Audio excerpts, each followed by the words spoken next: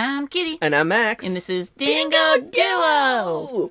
Did you know that as of today, June 21st, Ooh. Evangelion and its two movies, one of which doesn't matter, have released on Netflix? Both of them don't matter. What are you talking about? Oh, heyo. Wouldn't it be convenient if Dingo Duo had a review right now? So you can think about it twice before you watch those movies / the 26 episodes of the anime. It makes it sound like we're gonna say don't watch it. It really does sound like that, doesn't it? It's fine. Hey Kitty, what's Evangelion, also known as Neon Genesis Evangelion, all about? Neon Genesis Evangelion is an anime from Gainax that aired from 1995 to 1996. The End of Evangelion movie that we watched is from 1997. The anime is set about 15 years after a worldwide cataclysm in the futuristic fortified city of Tokyo 3. The protagonist is Shinji, a teenage boy who is recruited by his father to the shadowy organization NERV to pilot a giant biomachine mecha called an Evangelion into combat with alien beings called Angels. The End of Evangelion movie is basically an alternate ending to the TV series. And that's about it, really. Now you may be wondering, why aren't we reviewing Death and Rebirth or Death True 2 or whatever that other title is? And that's because that movie actually doesn't matter. It's a compilation movie. Like, do anime even do that anymore? Yes. Oh, okay, well, yeah. Yes. That practice should just stop. Let's just take clips from the show and make it into a theatrical release. And then animate some better looking clips in between, and then bada bing, bada boom. So there is new content in Death and Rebirth, but all of it is actually in the End of Evangelion anyway, so if you plan on watching the anime series, there's literally no reason for you to watch Death and Rebirth. Yep. So today we are going to be reviewing episodes 1 through 26 of the show, as well as the End of Evangelion movie. Now, some of this might sound familiar because we actually did kind of a spoiler cast for Evangelion a while back. That will be in the description. It's all full of spoilers, though. This is going to be our non-spoiler review of, re-looking at the anime and also watching the movie. Now, the way that we do things over here is that we like to look at media, especially at stories, in an objective way. We look at what we liked about them and what we did not like about them. We try to look at media from both angles. So let us begin then with the good things. Kitty, what did you like the most about the anime series, episodes 1 through 26? For us, really, it was all about the mystery that kind of kept us going through the anime. And I'm saying us because this is both our points. This is both of our positive. We really enjoyed, and I'm always down for these mystery shows. I used to watch Lost with my mom, and we would talk about it and just be like, what does this mean? What does this mean? Who is that person? And this brought back that feeling of the joy of trying to find out what's happening, basically. It's like solving a good mystery. You're reading a good crime book or whatever. You're unraveling it as you go. And if there's something positive you could say about Evangelion, is that it does pose a lot of questions regarding its lore throughout the story. And it really does try to bring up these interesting thought pieces, I guess, of there's this 14-year-old kid and they're forcing him to pilot an Eva. How does he feel about this? One of the pieces of criticism that I've heard towards Eva is that they describe it as a deconstruction of mecha anime, and I really don't agree with it, mostly because this really isn't a mecha anime. It really isn't, especially when you get to the movies. But I do realize that it does tackle a lot of mecha-like topics and forces them into the foreground. What really is it like to be a 14-year-old kid piloting a giant death robot? Yeah, how is it going to affect your psyche, especially when, the Evangelion are very physically connected to the pilot, physically, mentally connected. Yeah. So actually getting hurt can hurt the pilot as well. So it's kind of, it takes the idea of cool, a guy's piloting a mech to kind of being but what would it really be like? Yep. It's not as much a deconstruction as an exploration. I really like the way you phrased that. Thank you. So that's what I've been thinking about that as for Madoka, mostly. I'm it's not a deconstruction. Yeah. Same with Eva. It's not a deconstruction. So we really enjoyed the mystery. I really think that watching those 26 episodes back to back, in over the course of 3 days, we just devoured them. It wasn't that quick, but it was. I think very it was quick. I think 3 days. No, it was a week. You think so? Yeah. We really enjoyed the mystery, and I don't want to make it seem like this is one of those is the journey worth the or is the destination worth the journey? Yeah. Because that's a tough question to answer, and it's really based on your expectations, your perception. And your very own thresholds for what kind of things in media you're willing to put up with. Like, for me, we differ quite a bit on We this. we differ on our overall feelings on the on series. Evangelion. I enjoyed the journey, and for you, it was a little bit more about the lackluster destination. I think that the ultimate destination takes away from the journey because I can't look at the journey the same way anymore. That's fair.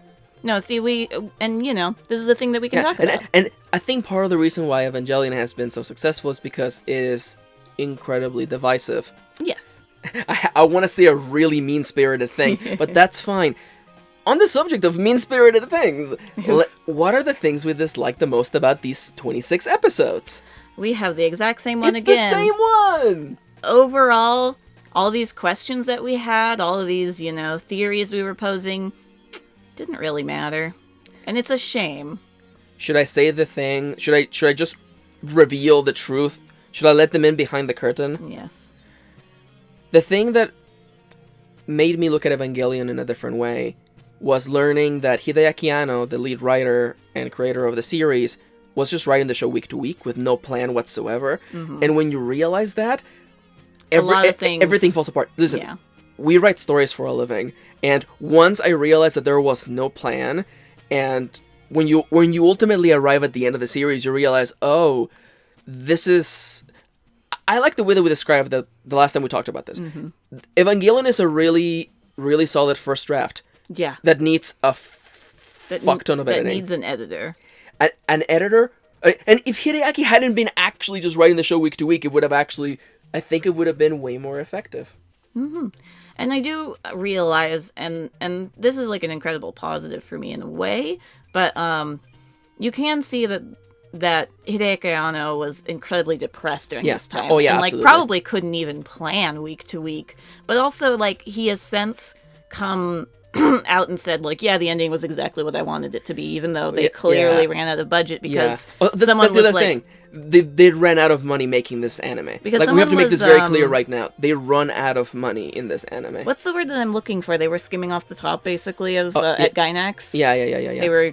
And there's also a whole story about how they lost an episode because it was very close to a real-life bombing that happened in Japan. Yeah. And they were like, that whole episode has to get scrapped right now. It has to go because we can't show that. So imagine working week to week as an animator because Hideaki doesn't let you know what the hell you have to do until the week of, and then you are a week behind because an episode is dead. Exactly. So I don't want to call it a tragedy, a comedy of errors even, but Evangelion is not a flawless gem. Let's be entirely honest here. Yeah. This is not some kind of paragon of storytelling or animation, but I do think it is a cultural icon, landmark for the medium. It certainly is, and it tells a very different story, which I appreciate, because in the end, like we said, it's not really about mechs, it's about these characters, and a lot of it is about depression, and I can see why a lot of people, myself included, really related to that. To Shinji as a character. Exactly, and really,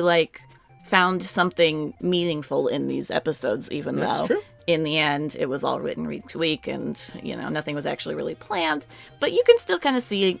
how I was describing it off camera was people can take many different things from Eva, and if you find something that you enjoy, that's really meaningful to you from Eva, I think that's wonderful. We are just critics of storytelling, and we have to acknowledge that the storytelling was not great because it wasn't planned. And I still took a bunch of good things from Eva, even though, despite the fact that, this shit's not the best. Yep. Pretty much. This shit is not the best. Yeah. Dango 2019. Now, Kitty, do we recommend these 26 episodes of anime? Kinda. Yes. I think yes, but it depends on what expectations you're coming in with. If you're ready for the best anime of all time, you're going to be severely disappointed. Yeah. And I think if you come into it, if you've never watched Eva, you should definitely watch it because it's a piece of anime culture, and it's just kind of it's just a thing we all have Now, listen, I'm not saying everyone has to sit through episode 10 Magma Diver, No. but I do think that everyone should sit through episodes 25 and 26. Yes, do not skip those episodes. Yeah, just no, because, yeah. you know, there's something special.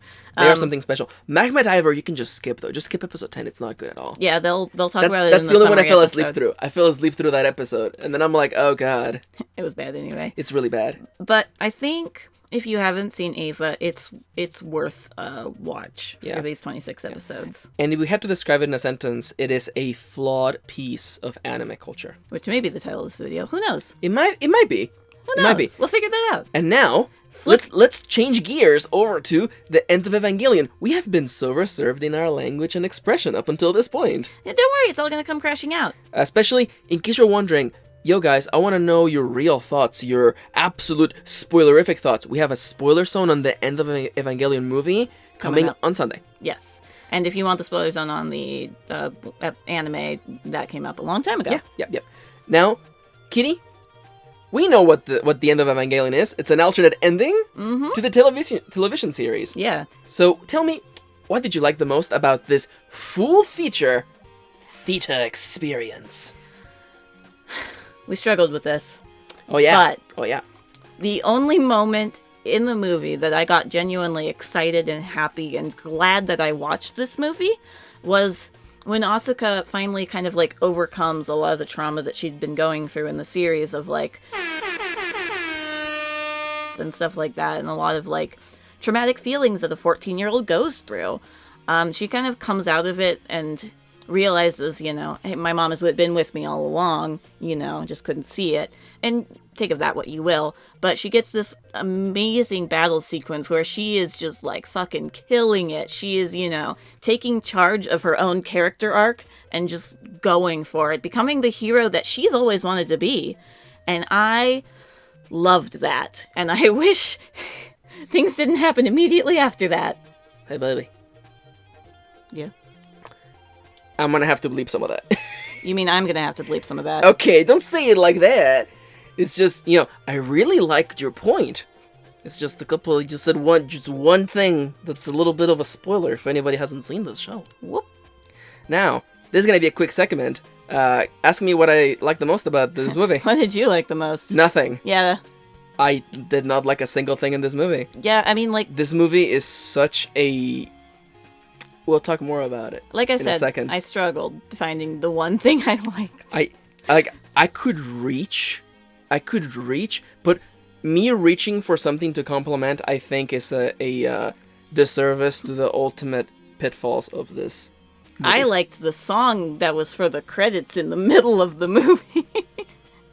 There's an intermission in this movie. I know. They make you watch the credits first, which is silly. So let's move over to the Anyway. next section of the show. Kitty, what did you dislike the most about this movie? Gross. Boy, howdy. Oh yeah, That was a lot of fucking shit. It was a lot of fucked up shit. it starts really bad. It has the worst opening That's scene probably the I've worst opening ever, sequence. like, seen. Also, let us remind all of you that Asuka and Shinji and Rei are all 14. They're all kids. They are all underage children. Yeah, so, and this you know. gross shit. Bleh. We'll talk about more of this in the spoilers on more, but yuck. Yeah. Gross. It's so you know how we mentioned that everybody has different thresholds to the kind of stuff they're willing to put up with, and let me just tell you that like there isn't a greater checkpoint than the first 2 minutes of this movie, because if you're like, oh, gross, Gross. mop it up, then you like that's the point in which like I think that the Netflix producers are gonna realize, oh yeah, 90% of people stop watching 2 minutes in. I wonder why. Gee, I wonder why. All right, pass it my way. All right. What did you dislike the most? It is funny that this movie is described by the wiki page as an alternate ending to the television series, because you would think that would imply that you learn something else, New. and that you would come up with some sort of additional experience, but the end of Evangelion movie, at the core of it all, didn't really tell us anything we didn't already or couldn't have already assumed. Or known. Because when we came out of episode 26, We were I- hella disappointed, but at least we knew. I already knew the answers to all of the things in this movie from the stuff that was already told. This movie has a lot of what I refer to as the art of saying nothing. Yes, the thing is finally happening. Tiramisu has appeared, as foretold in the Dead Sea Scrolls. It's like a lot of people saying things for which there has been no setup, no explanation, and a lot of trying to sell VHS tapes in the 90s where like a screen flashes with all the information of all the plot, but it flashes for like 2 frames. So that was just there for people to buy more VHS tapes, which Yeah. feels disingenuous and insincere. My favorite is when our movie Oh, fucked yeah. up for a second and we were actually able to read some of the stuff that was on screen. Yeah, and we were like, oh, none of this means anything. But In fact, it's fairly self-serving. self-indulgent, one There could we even go. say. And this movie falls into that pitfall of trying to be very pretentious. That whole of like, oh, you just don't get it. Like, see, the movie does this weird thing in the middle that is super self-indulgent and doesn't mean anything. Yeah. And you come out of it just going, huh? Hey, what? But anyone who hears you saying that that's bad movie making or storytelling will just defend it by We'll saying tell you didn't get you it. didn't get it. No, and, no. And for We me, got it. the end of Evangelion is a microcosm of all the problems with Eva as a whole. Just smushed into an hour and a half. Because there's this whole culture of people who believe that Evangelion is this movie and this anime about finding your own answers, when the answers are there because the creator didn't think about it and just thought of a cute little ribbon to wrap everything up at the You end. didn't think about it for more than 2 seconds. There is just one end to this series, and this movie tells you another telling of what happened. And the thing that bothers me is that we got to see what the thing looks like in this movie, and the thing didn't look as cool as the one I imagined based on the description of what I heard in the anime. Yeah. So even though this movie has amazing visuals, and if I had to reach, that would be a positive, but the visuals are the art of saying nothing. Because even the things in this movie, because Evangelion as a whole deals with Christian mythology, But very but surface but in a level. very surface level, and there's things that it gets wrong that I'm like, at one point, they're recreating the scars that Jesus Christ had, and someone gets pierced through both hands, and someone goes, "Oh, finally, the stigmata is complete." And I'm sitting on the couch going, "No, it's not. You need his feet. The feet need to be pierced too." You get thumbs. Like, I'm just gonna like that was. I don't want to say it was cringy, but I'm like, someone didn't read the whole wiki page, did they? I mean, this is 1997. Someone didn't grab a book. Didn't grab the almanac. Have you and seen finished. a picture of Jesus? He has 4 things. That's the whole thing about the stigmata. Yeah. It's very surface, and it feels very. Is shallow the correct description for Evangelion? You think there's a lot going on, but then But it's really there's one not. answer to everything. Yeah. And like that's the thing, like I was saying earlier, take of this show and this movie what you can and what you want to, but at the end of the day, it's like just I think it's hilarious when episodes 25 and 26 are seen as like the worst episodes in anime, which is not correct. Let's just say that right now. It's not the worst thing you could see. no, it is definitely like after watching what is clearly one of the better episodes 24. Yeah, 24. To transition into that is it Jarring. feels the worst, but it's not. But it's funny when those 2 episodes had a more satisfying everything than this 2-hour Entire movie. Like I want you to understand that the 2 worst episodes of anime ever made, supposedly, are still more satisfying. Like a 2-episode monologue is more interesting than everything I saw in this movie. Pretty much. So when it comes to recommendations, do we recommend for you to watch the end of Evangelion? Nah. If you're a completionist and you have 2 hours to kill, I guess you can do it. You're not gonna come out of it feeling good. Unless you like that gross shit, in which case, Leave. But, you do you. Unless you want to jerk it to 14-year-old girls. No! Oh, you mean like Shinji? Anyhow, hey guys, we're Dango Duo. How did we come back from that? Hey, we have a spoiler zone coming up on Sunday where you can listen to our full, uncensored thoughts. We have a full page of things we have to go over. Overall, Evangelion is a flawed piece of anime culture. And as much as I would love to say that you don't have to watch it, I'm not gonna say you have to watch it, but definitely one can see the path from movies like this and shows like this to the anime we have today, especially the really good anime. Really thought-provoking, really dealing with emotions, really just interesting. And I will say that if it wasn't for Evangelion, we wouldn't have SSSS Gridman. We wouldn't have Violet Evergarden, I don't think. We wouldn't have had Kill la Kill. And anime that is better than Evangelion. Yeah. And more imaginative than Evangelion. And that's what happens, isn't it? You need these stepping stones in culture and in a medium to keep evolving and changing and becoming better. And for that... For a piece of yeah. history, boot up Netflix and check out Evangelion. But we can't end there, because we gotta do the rest of the shit. Hey, if you want to support us, if you enjoyed this video, consider checking out the links in the description down below. You can treat us to a cup of coffee. You can also buy us something from our Amazon wish list. If you buy us something, we'll make a video on it. Eventually.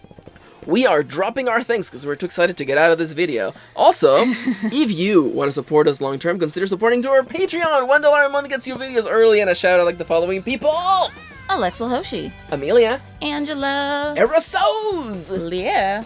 and No, Luna. oh, Luna. And Sound. Let me do that again. Luna. And Sound. Sound. Whoever is like the last person alphabetically gets like a triple shout out. So keep an eye out for people. Someone's gonna pledge with like a username that's just like triple Z. Be like, triple Buzz. Z. Sleepy Zets. Sleepy. Sleepy Zets. That's me.